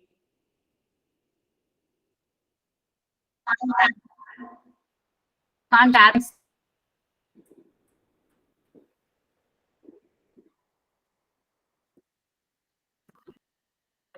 So Pratiksha Pandey is presenting something. You please stop your presentation so that I can. Pratiksha Pandey. Pratiksha Pandey. Please stop the screen.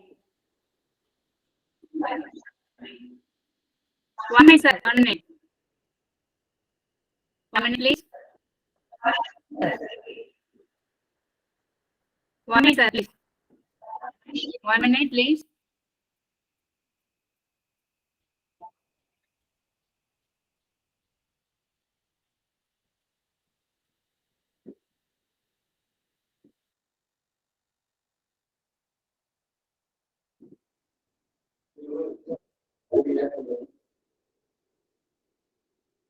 Mute कर देना।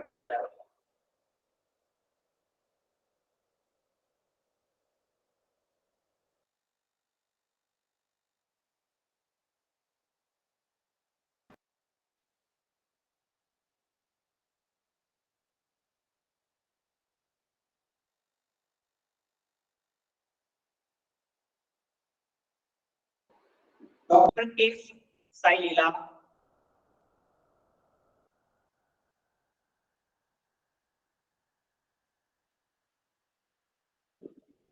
Yes, ma'am. Your screen is visible. Now you can project.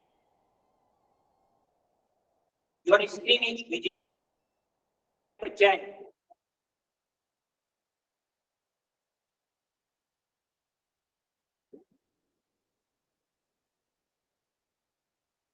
इसका screen shot ले लेना।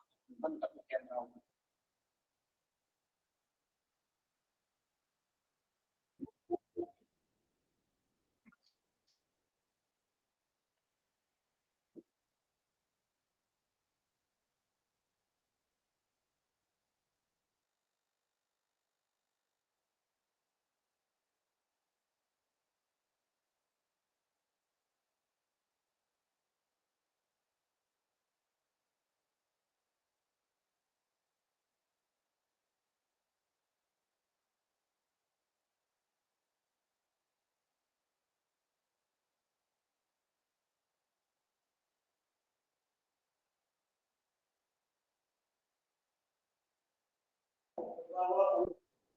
Ma'am, please unmute yourself. Your voice is not coming. Dr. K. Sai Leela, please unmute yourself. Your voice is not coming. Okay, now. Please unmute. Yes. Okay, now. I'm very sorry. Okay. So I like to thank Rajrishi Government College and Mamta ma'am for giving me this opportunity. Open your presentation. Today I'm going to see about air pollution. Yes, ma'am. Proper. Yes. So we all know that air quality is worsening everywhere. It is a great major problem that affects the entire world. Today we are going to see about air pollution and the toxic materials around us, how it affects us, that we are going to see in this session. So what about in India? See, by 2050, we must get ready to fight air pollution. See, this is a picture how Delhi will be in future. See, everyone are wearing oxygen cylinders or masks, something like that. We are going to face the world in such a way. We won't be living a normal life.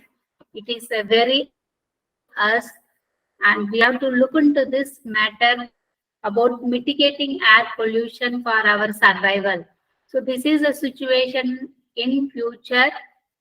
We'll be wearing oxygen cylinders, or we'll be wearing masks to get outside, etc. See, So what is air pollution? It is an invisible killer with a stranglehold on many parts of our fragile planet. 9 out of 10 of us breathe air containing level of pollution that exceed World Health Organization limits. See, check it that 9 out of 10 of us breathe air.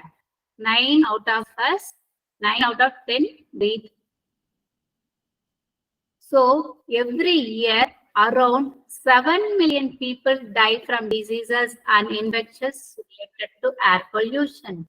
That's more than 5 times the number of people killed in road collisions and more than the official death toll of COVID-19. So this news is alarming that every year around 7 million people die from diseases and infections related to air pollutions.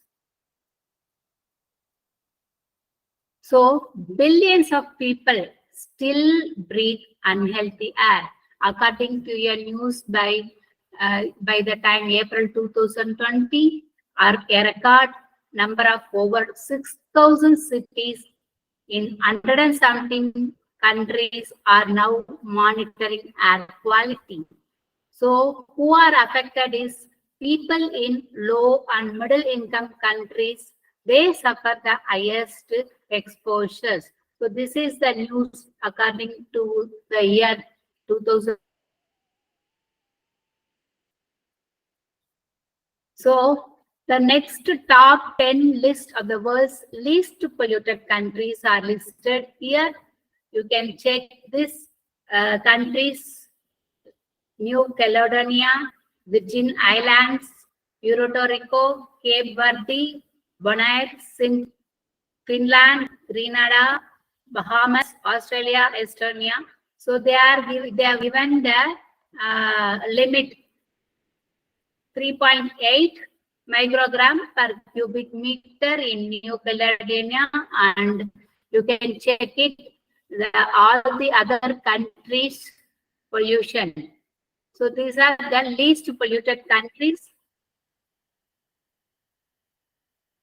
Next, we will see about the most pollution-making countries. See, you can see that these are the list of pollution-making countries. So here, China generates around 30% of the global emissions, while the United States is responsible for almost 14% only.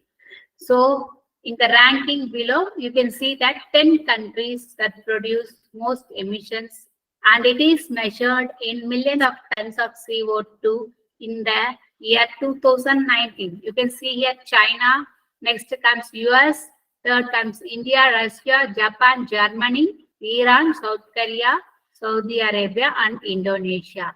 So these are the countries making more pollution.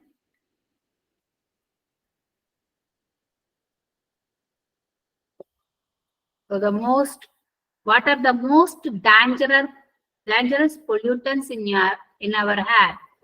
So see, you can see some industrial waste products, pesticides, carcinogens, asbestos, VOCs, and benzene. These are our toxic chemicals that are made by man, and it is affecting human beings. Okay, it is because of our human activity, this kind of dangerous pollutants are emerged in our environment.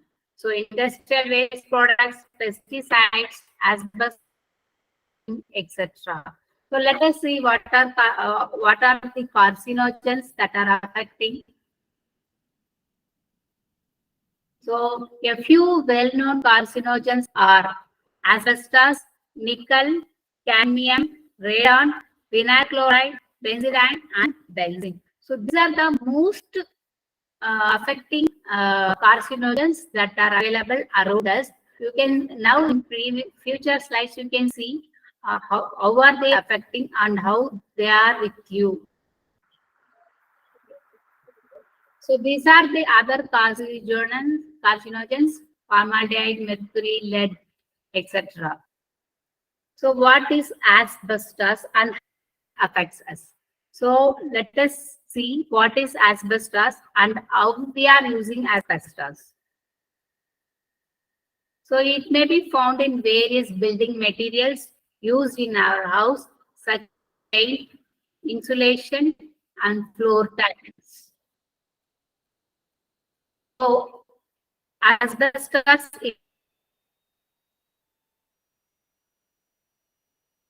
in India. So although many countries have banned the use of asbestos, the deadly substance, it continues to be used widely in India, placing workers and others at serious risk. So it was banned in the year 2011, but still consumer of asbestos in the world. So although it's been banned, still we are the second largest consumer of asbestos in the world. How we are using asbestos in many houses, asbestos proof. Around 79% of a marginalized community whose population overs around 200 million in India live in houses with asbestos roofs, and most water pipes are made up of asbestos cement. So we can see asbestos in these products also. Brake linings is used in transport vehicles, cement sheets, pipes, brake shoes, clothes, ropes. It is also used in cement construction like roofing, etc. So in brake shoes, this is brake shoe, and here also asbestos has been used. So top importers of asbestos in 2021. India, 47% of the world imports. Indonesia, 14.5%. China, 9.9%. And Uzbekistan, 9.81%. And Sri Lanka, 8.81%. So these are the largest importers of asbestos by the data by 2021.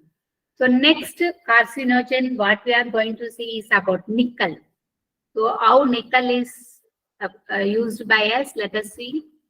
What is nickel? It is naturally occurring metal, but anthropogenic activities such as industrialization, use of fertilizers, chemicals, and sewage sludge have increased its concentration in the environment up to undesirable level. So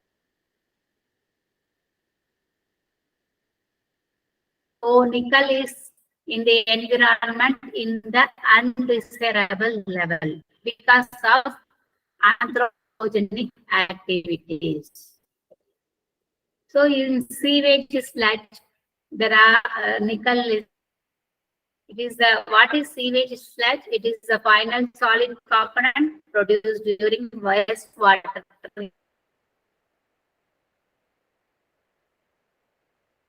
treatment, and the local limit of nickel metal ions in human consumable water is 0.02 mg per liter.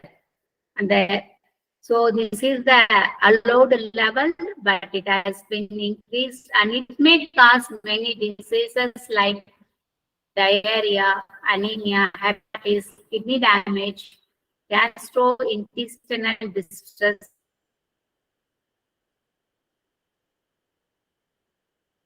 skin dermatitis, and central nervous system dysfunction. So this is the effect of nickel in sewage sludge. The minimum or the accept limit is 0.02 mg per liter. If it exceeds, we may get this kind of diseases.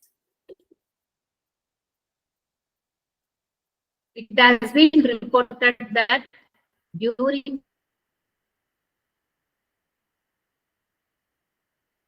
sewage treatment, approximately 50 to 80% of heavy metals like copper, zinc, chromium, nickel, cadmium, and etc. will be released in sewage entrance into sewage sludge. So next one is cadmium. Next carcinogen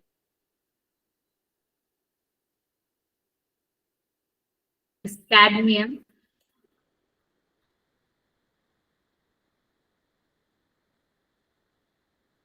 So what is cadmium? Cadmium is a natural element. It is found in tiny amounts in water and food. It's all soil and rock, in coal, mineral fertilizers contain some cadmium. So cadmium is available everywhere. It is in all, including coal, material, etc. So it is used in many products also. We are batteries, some plastics, pigments, coatings. So it is available in all those. What happens?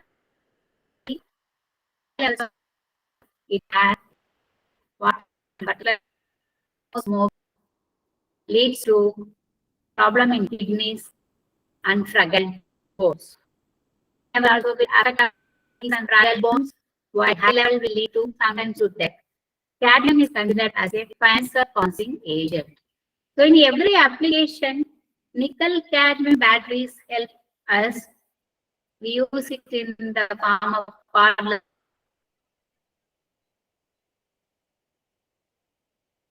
power tools, cell phones, camera recorders, computers, and ties. So it is possible that we cannot of products, but anyway, cadmium is available in all these products.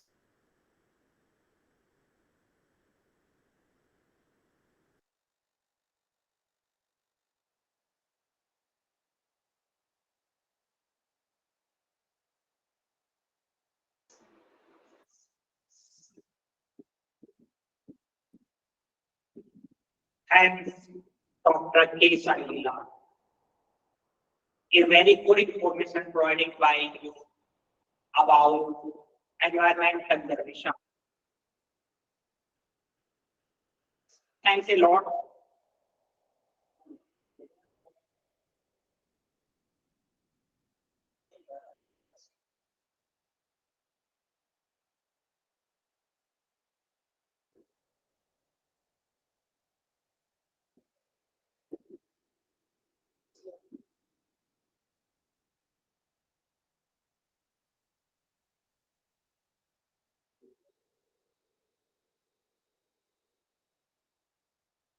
Today, our keynote speaker schedule has finished.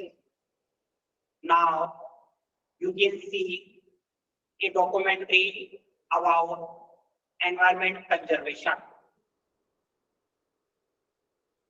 Tomorrow, we will meet again at sharp 10:45. The common feedback link will be circulated at the end of the day, 24 April of ISTTP 8. Thanks a lot.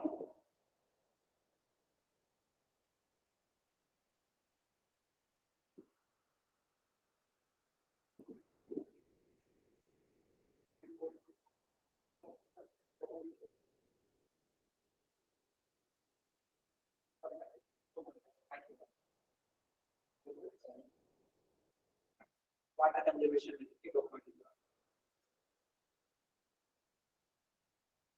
थोड़ी देर चला दी बस 15-20 minute उसके बाद मैं करते हैं ममता madam भेजा था उसकी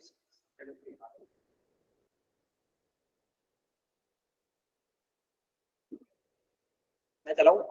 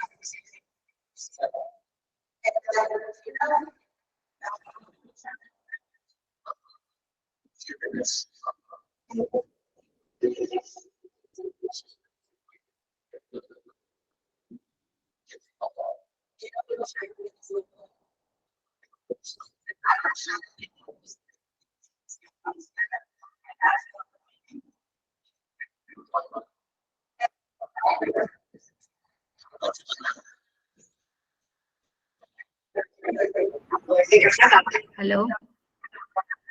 Hello.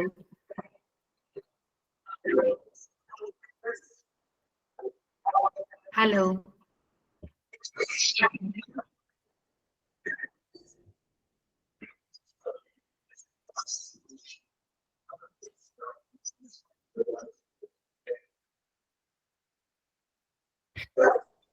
Yes, ma'am.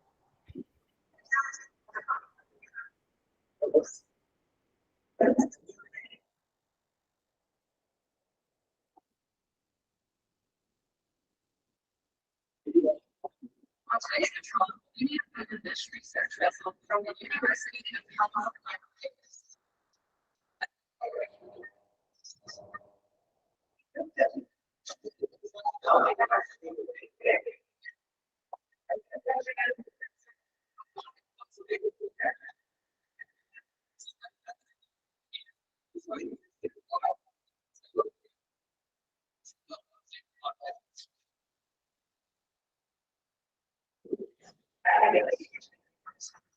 This is solid.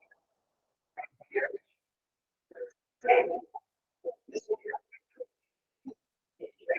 Hello. Hello.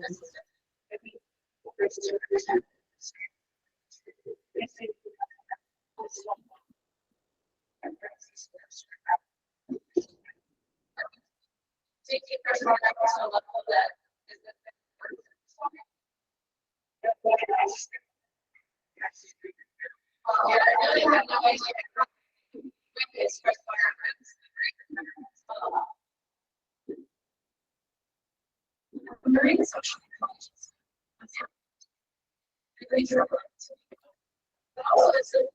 Can you see my screen? Yes. Can you see my screen? That gives me a brand new perspective. We're going to take this part of this. So I'm going to accept Previously it was visible, ma'am, but now it is not. Okay, then I'll continue.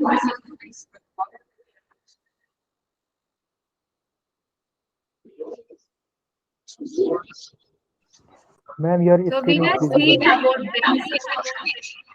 So where benzene is there. So benzene. Okay.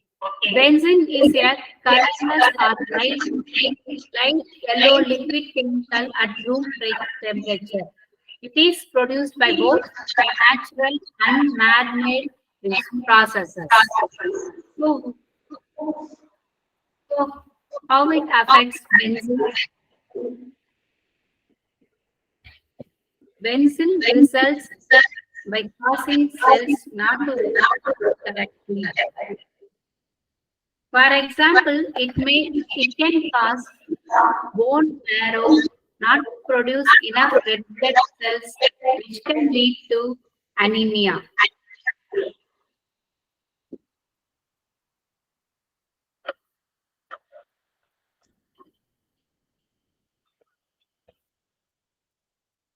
It can also damage the immune system by changing blood levels of antibodies and causing the loss of white blood cells. So what happens when we expose to benzene? Bring exposure. To every high levels of benzene in air can result 10,000 to about 10,000, 20,000 parts per million can result in death.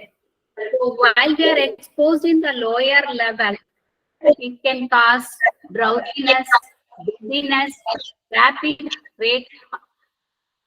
heart rate, headaches, tremors, confusions, and unconsciousness. So next we are going to see about PM2.5. What is PM2.5? PM2.5 is a fine particle. Someone's mic is on. Can you please mute your mic? Someone's mic is on. It is echoing here. Please mute.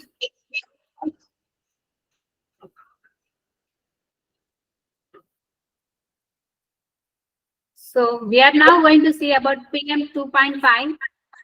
PM2.5. What is it? PM2.5 describes fine inhalable particles with diameters that are generally 2.5 micrometers and smaller. So what happens? See, if you see 2.5 million people every year due to PM2.5, according to the report on November 10, 2022. So it is very fine particle. See, you can see the size of this PM2.5. It is fine inhalable particle with diameters that are generally 2.5 micrometers and smaller. So it is very fine but it kills about 1.5 million people every year due to this pollution. So what are the top 10 countries with the worst air pollution of PM 2.5 is Bangladesh, Pakistan, India, Mongolia, Afghanistan, Oman, Qatar, Kyrgyzstan, and Indonesia. And lastly, Bosnia and Herzegovina. So these are the countries they produce the more amount of PM2.5, a very fine particulate that causes pollution. So this PM2.5 material is primarily formed from chemical reactions in the atmosphere and through fuel combustions. Okay. So what are the major sources of this PM2.5? It includes motor vehicles, smelters, power plants, industrial facilities, residential fireplaces, and wood stoves, by also through agricultural burnings and forest fires. So these are the reasons where this PM2.5 releases, and it is very dangerous. So this PM2.5 particles, as already told, comes from combusting unclean fuels, maybe for cooking, burning waste, and agricultural residue like industrial activities, transportation, or wind-blown dust and other sources. These particles can neither be directly or formed in the atmosphere from several different emitted pollutants such as ammonia and volatile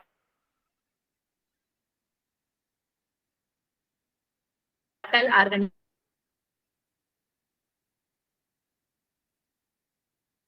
compounds.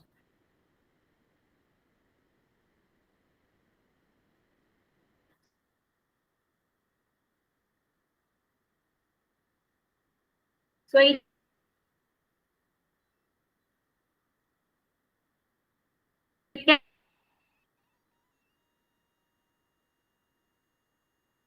can be from this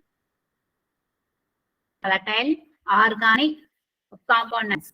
Deep into the land and the troposphere. Ozone is a short-lived climate pollutant. It is a short-lived climate pollutant, and although it exists only for a few days to a few weeks, but it is a strong greenhouse gas. So although it is life is very few days or weeks, it is a strong greenhouse gases. It forms when pollutants from industry, traffic, waste, and energy products interact in the presence of sunlight. So it appears in such a way, and it contributes to smog, worsens bronchitis and emphysema, triggers asthma, damages lung tissue, and reduces crop productivity. So what happens when we expose to ground level ozone?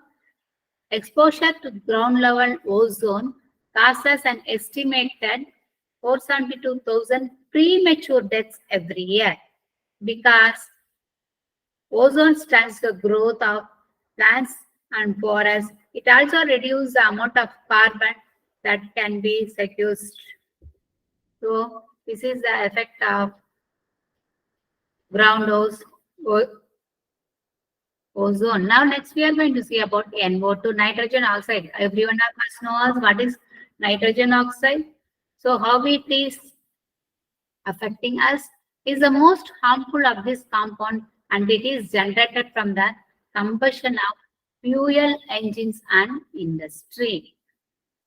So these are a group of air polluting compounds including nitrogen dioxide and nitrogen monoxide.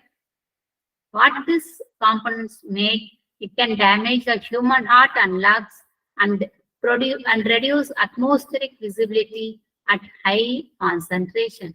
This damages this NO2 makes to the environment. Next, we are going to see about black carbon. So what is black carbon? How it is emitted?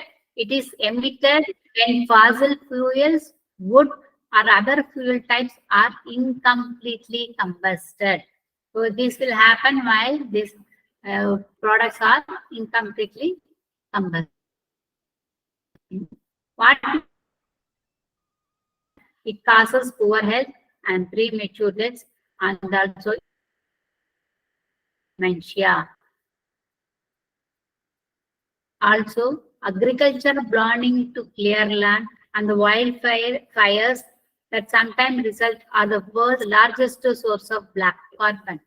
It also comes from diesel engines, burning trash, stoves, and furnaces that combust fossil and biomass fuels. By this kind of activities, this black carbon will be released. So black carbon emissions have been decreasing over the past decades in many developed countries due to stricter air quality regulations.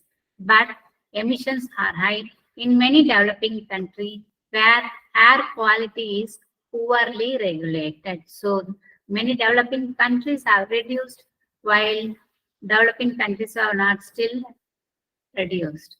As a result of biomass burning and residential solid fuel combustion, Asia, Africa, and Latin America contribute approximately 80 to 88% of global black carbon emissions.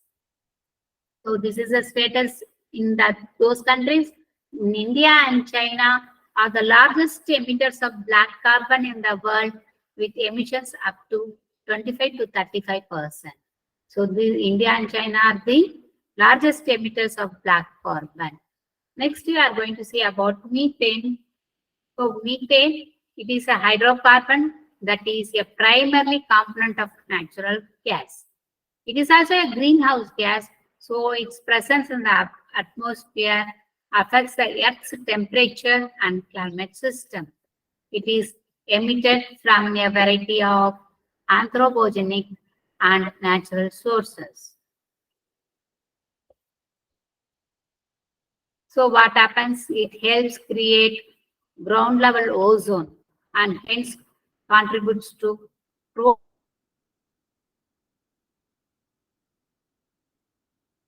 chronic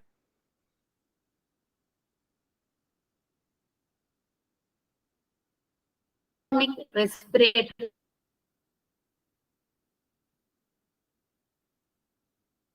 illness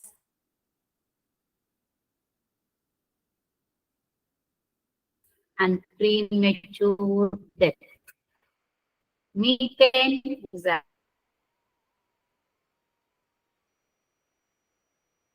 largest contributor to climate change. So see, we can say that methane is the largest contributor to the climate change. Since 2007, global methane concentration has been increasing at an accelerating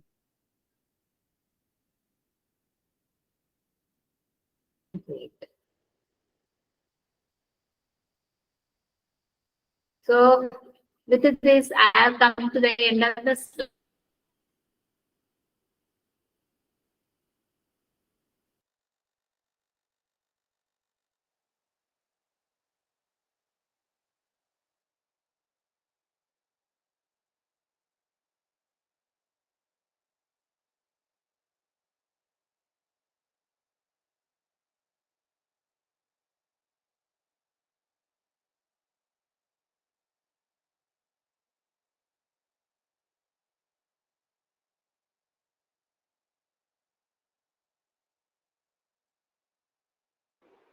Dr. Saimila, please conclude. Please conclude, ma'am.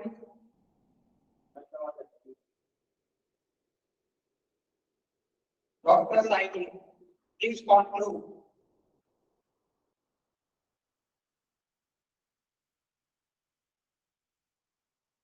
Ma'am, please unmute yourself. Dr. Saimila, are you listening? Are you hearing?